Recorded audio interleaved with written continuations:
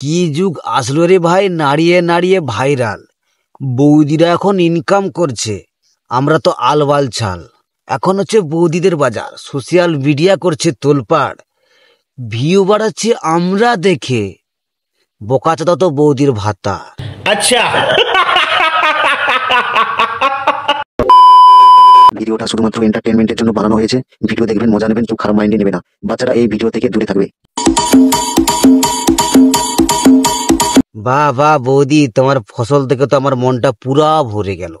মনে হচ্ছে ফসলে ঠিক মতো হাত পড়েনি, তাই জন্য এত লাড়িয়ে নাড়িয়ে ফলোয়ার বাড়াচ্ছ। দিল একটাই হয়, দুটো নয়। তাছাড়া তোমার দিল তো পুরা মুখ ভার করে ঝুলে পড়েছে।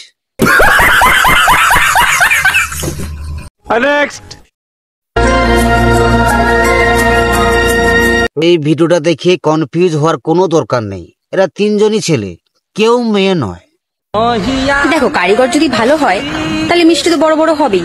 তাহলে তোমার মিষ্টিগুলো এত কি করে বড় বড় হলো? তোমার মিষ্টির কারিগর নিশ্চয় জনিদার কাছে ট্রেনিং নিয়ে এসেছে।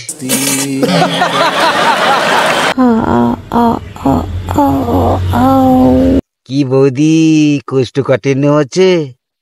চেপে চেপে বাতকর্ম করার চেষ্টা করছো নাকি?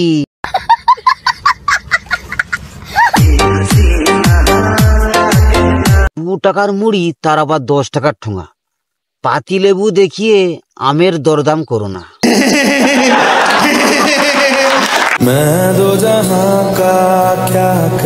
অতই যখন তরমুজ দেখানোর ইচ্ছা, তাহলে ক্রমে গিয়ে দেখাও না। শুনেছি ওখানে নাকি অনেক ডলার দেয়।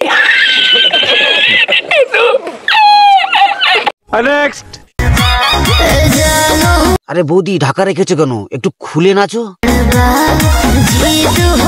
এবার ভালো লাগছে।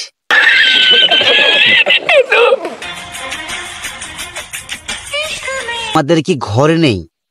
স্বামী স্ত্রী ঘরের ভিতরে এনজয় করবি, চুমাচামি করবি, না খোলা বাঁধের মধ্যে? ও এনজয় করার জন্য ঘর ছোট পড়ে গেছে, সেই জন্য মাঠের মধ্যেখানে চুম্মাচাটি করছো। কথা কি ক্লিয়ার না ভেজাল আছে? তাহলে আমি আর ভিডিও করব না। তুই আর মিথ্যার কান্না করিস না বোন, তোর কান্না দেখে অডিয়েন্সদের হাগা বন্ধ হয়ে যাবে।